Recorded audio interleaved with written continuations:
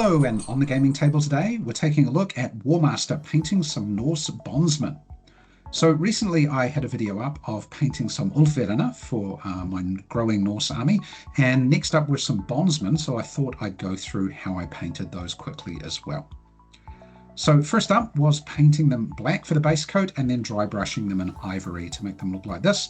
I do this for a couple of reasons. One is because it just gives the colors a little brighter over the black, but also it kind of lets me see the detail. My eyes aren't so good, so I need all the help I can get with some of these stages. The other thing I was doing here is I was painting 3 units or 18 strips in this whole process, and I tend to paint in what I would call a sitting. So I sit down for about 20 or 30 minutes and go through one or more steps in that time. So to do this, these parts of the process took one sitting to basically do all the base coat in black, and then another sitting to go through in ivory for the dry brush. Next stage was I went through in one sitting and basically dry brushed most of the areas in kind of a medium brown. Now the reason I did this is kind of going to be the base color. There's lots of leather and things like that on these figures. So I thought if I use a medium brown color, then later on after I've picked out the other details, then whatever's left in this brown is going to look okay. So here you can see a close-up of that. So I've gone to most areas, but not everything, because these other areas will have different color. Next up was the flesh. So we've got around the faces, around the bare heads and things like that, the occasional hand, and then the torsos at the back where they're exposed, and also the arms where we can see them. So it took a little while to go through this. I was being a little bit careful, especially on the back here, not to get flesh onto the leather and so on. It actually took 2 sittings to get through all of the 18 strips here. After that, it was starting into some colors. Now, I'm using 3 kind of basic colors as like the unifying colors for the army, and that's kind of a medium green, a medium blue, and a paler blue. And I'm choosing those ones because for my Norse army, kind of colors of the sea, things like that. So I'm using those on tunics, on flags, etc., etc. Okay. As well as that, there's one other color I use, kind of a tan yellow, a dark yellow color, and when that gets washed later on, then that'll come up as kind of a light brown kind of leather color. So those were the colors I'm using. So here you can see one color is done, and then this is after the other 3 colors have been done here. So you can see the greens, the blues, and there's a little bit of tan, say on the tunic of the flag bearer there. That's kind of the tanny yellow, desert yellow kind of color there. After that, it was going around and doing some of the browns. So the boots, I did in a darker brown. You don't see them very much, so it's just really, really quick here. Definitely didn't take a sitting to do all of them, just to run around all of the boots, front and back. And then after that, it was things like weapon hafts. And I do these in kind of a lighter brown, not so dark as the others. Just gives a little bit of variation, but also it's just like, wood is a different color to leather and so on. Now, took the rest of the sitting. Basically, I did the boots and all of the weapon hafts and things here in one sitting. Then after that, they're starting to get into some of the other details. So a lot of the figures around their shoulders, they have kind of a fur.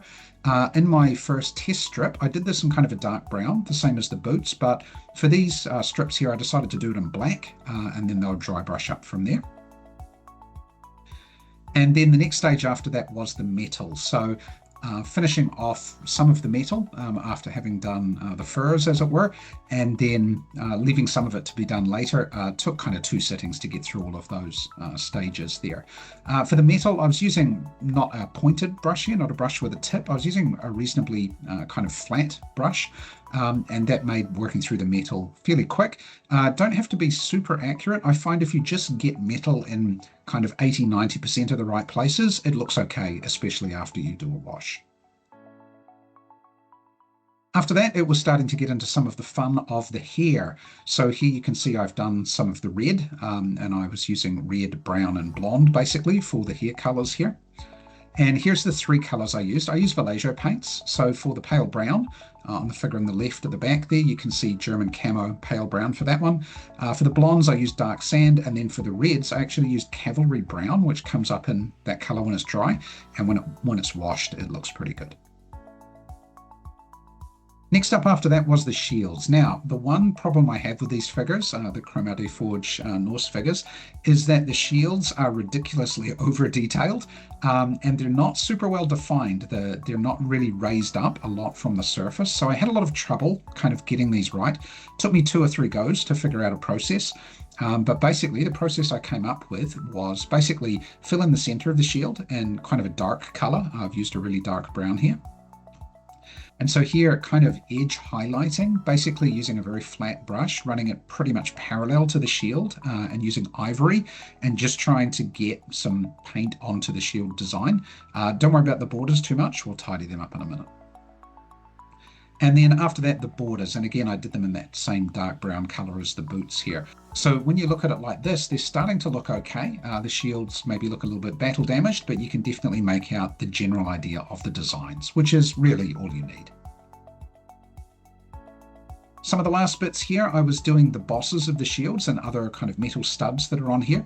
I did different colors for each of the units. So I did like a pale blue and a green, and I've got a dark blue in one of my other ones as well, one of my earlier test prints. But yeah, just gives you kind of, again, a unit color and adds a little bit of color to the front of the figure where there's not much. It's a lot of browns and so on from the front. And then the next stage was the wash. So I did the wash, which I was using an umber wash, basically over the whole thing, including the flags. I don't mind the wash getting on kind of the pale blue. I think that pale blue flag looks pretty good with the wash. And then after that, it was picking out the horns on the helmets, right? And also detailing in the shield, detailing in the flag, excuse me. So I did go through with the flag and detail that by hand, but it's quite easy because it's quite well raised above the surface of the flag here, not like the shields. Okay, so that's the 3 units done. So this is the first one, kind of the pale blue kind of serpent knot unit, if you want to call it that, with the shield and flag design there. The figures have also had a little bit of a dry brush here. I just give it a very light dry brush with deck tan or maybe ivory, depends on the base colors of the figures. It just does things like picks out the hair a little bit, the edge of the shield, and so on. Here's the other kind of dragon or serpent unit here, which is more in a green theme. And finally, the kind of the tree. I don't know the name. I could go look it up, I guess, but I can't remember the name for this. But it does have a special name, of course. But here, we'll just call it the tree unit. Now, in terms of the basing, now you might be looking at this and going, he's doing snow bases. Actually, no, I decided I wasn't going to do snow bases on my Norse army. I was going to go with kind of my usual kind of greens for the basing. I figured, yes, you're Norse, you come from a land with lots of snow, but are you going to be fighting there? Who's going to be invading you so that you're fighting on your home turf? Norse are going to be raiding other people, right? So yeah, I'm not going to do my bases in kind of a snow theme. But if you were going to do it, this doesn't look too bad, actually. What I was really doing here was actually filling in gaps after I'd based the figures into kind of a slot base, a 3D printed slot base here.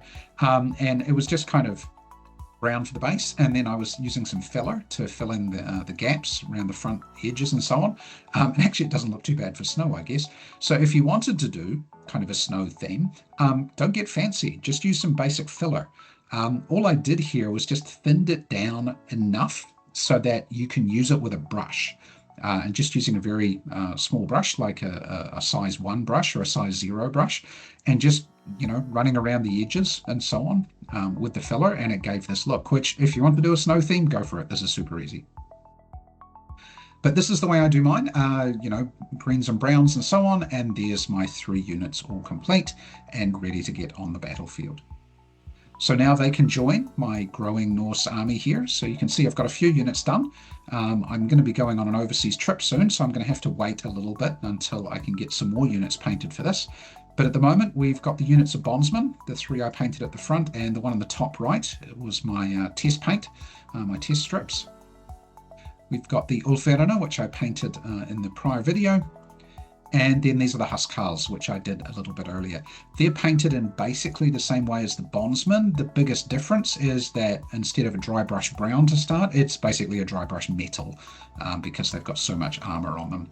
But again, I'm using those kind of same greens and blues, using the same hair colors, all of those sorts of things. Anyway, so that was how I painted my Norse bondsman. I hope you found that interesting. Didn't take too long. Overall, I think if I counted it all up, it took maybe 12 or 13 sittings kind of going through. So that took, let's call it 6 to 8 hours to paint 3 units, which I don't feel is too bad. That's 20 to 30 minutes a strip. I do tend to overpaint a little bit, but at the end of the day, they look pretty good and I'm pretty happy with the time I invested.